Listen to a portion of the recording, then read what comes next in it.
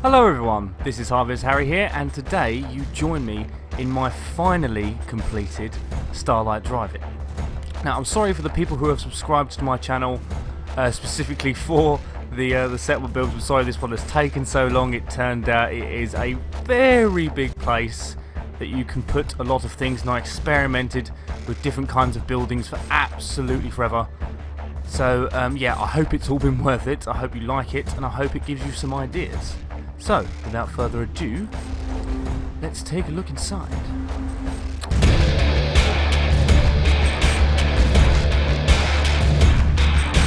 As you can see here, I have a sort of like a security entrance, complete with you know, guard towers and things like that. We have our first gate here, which already comes. You can't place these, but it already comes with the actual settlement itself. So yeah, we have a few options for entering and exiting this place.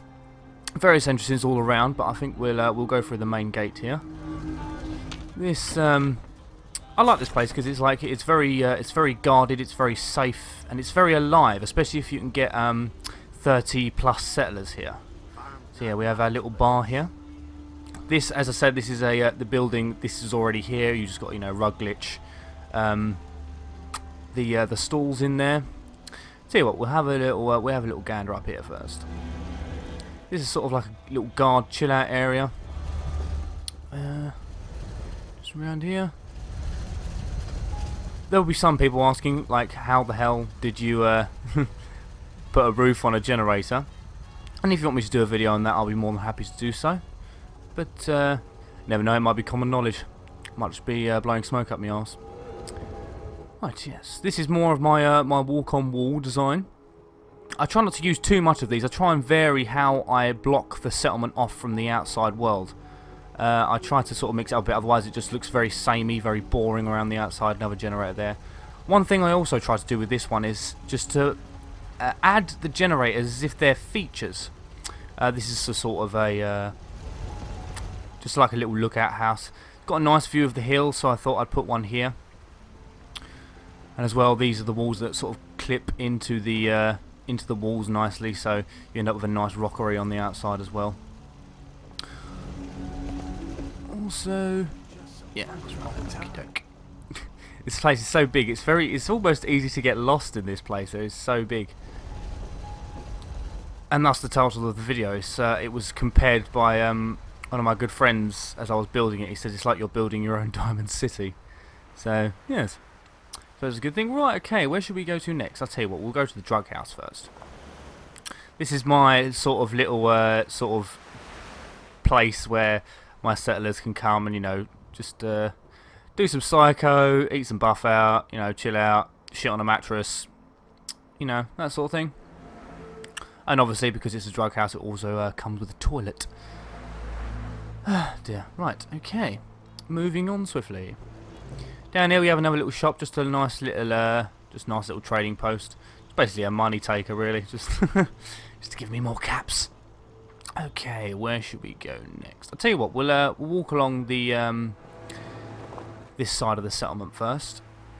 Again, trying to mix up block off the settlement with like different types of fencing and stuff. So a bit of drunk fencing over there. This bit here. This is actually already here. This is the bit where you'll find the workbench. But what I tried to do is kind of extend it by clipping floors into the ground and whatnot. I think it turned out okay.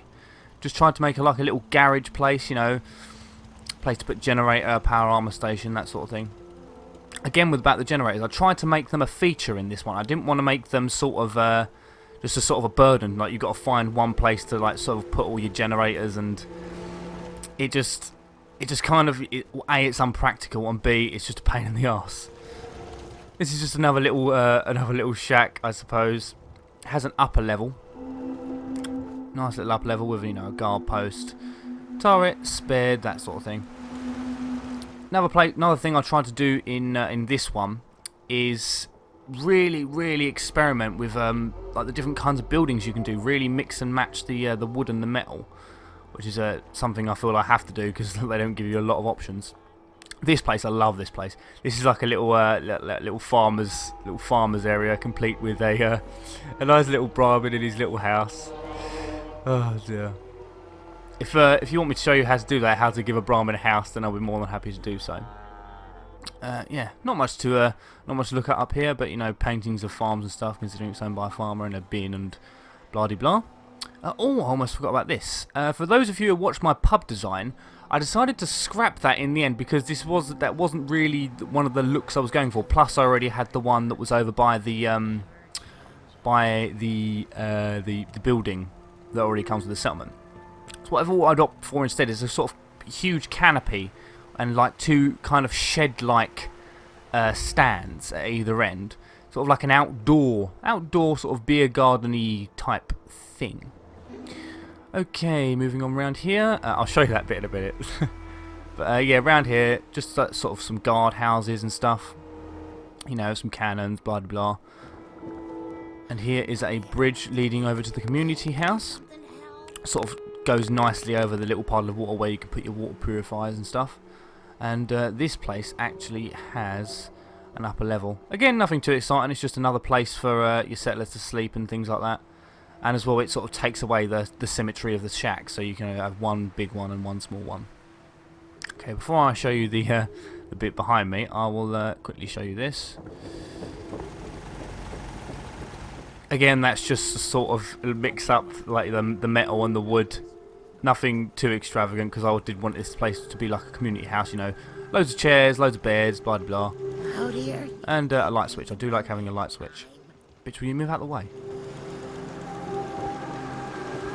Thank you. Right, okay. And then up here, we just have normal roof on this side, but yeah, just a couple of guard towers up here. And, you know, missile turret. Things like that. Okie doke. Moving on.